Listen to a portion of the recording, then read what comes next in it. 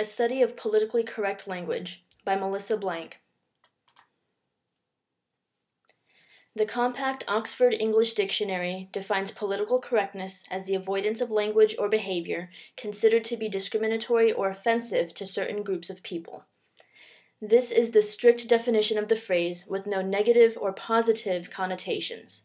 This definition does not account for the type of people who think political correctness means bowing to the sensitivities of people who shouldn't care what they are called. This definition does not account for the people who think political correctness means being more sensitive to your fellow woman's her story. This definition definitely does not account for the people who think political correctness is the greatest threat to the American dream since the Nazis.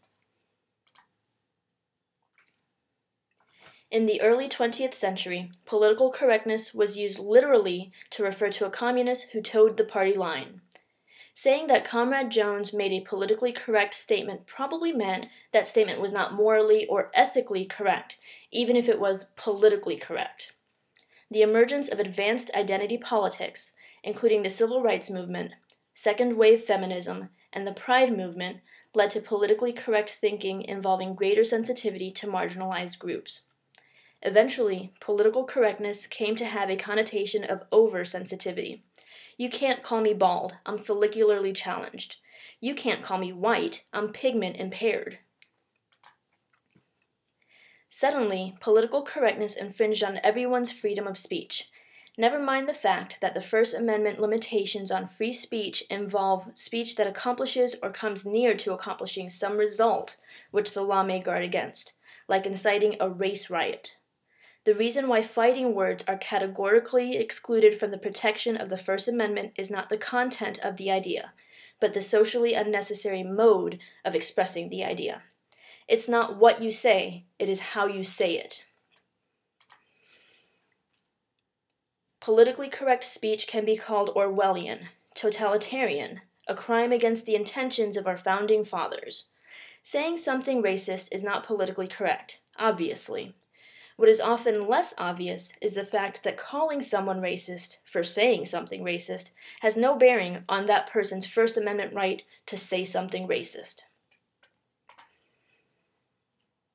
This person absolutely has the right to ask his question about a character in the Hunger Games in this manner.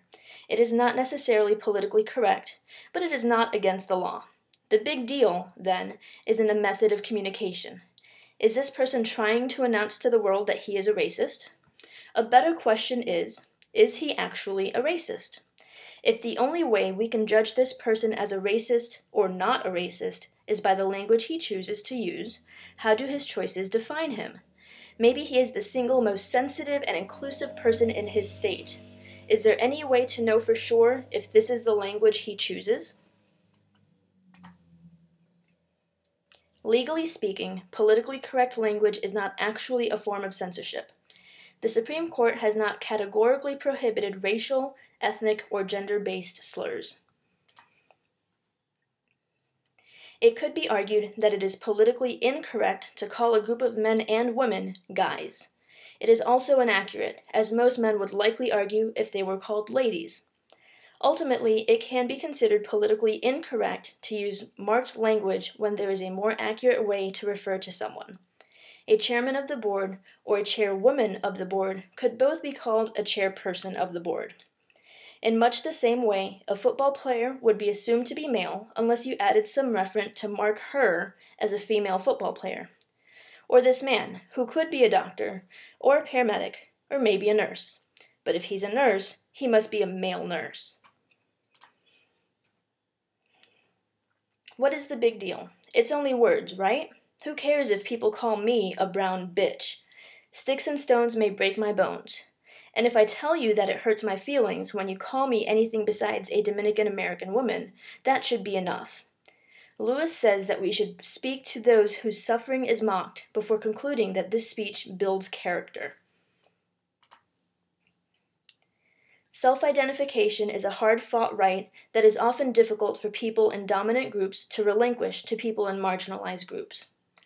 Lakoff says that political correctness, then, can be explained as the attempt of people in non-dominant groups to achieve that right to decide what they are called and whether their names can be appropriated by others outside of that marginalized group. I can refer to myself as brown. That does not necessarily mean that you can refer to me as brown, especially if you are not brown. There are too many instances, both on the internet and in the real world, where you can find someone protesting that they did not mean whatever racist or misogynist thing that way. They meant it in a different and inoffensive way. Language is like a toolbox. Politically correct language is just one tool in that toolbox. But when it comes down to it, connotation matters. Context matters. Words matter. Thank you for listening to my presentation.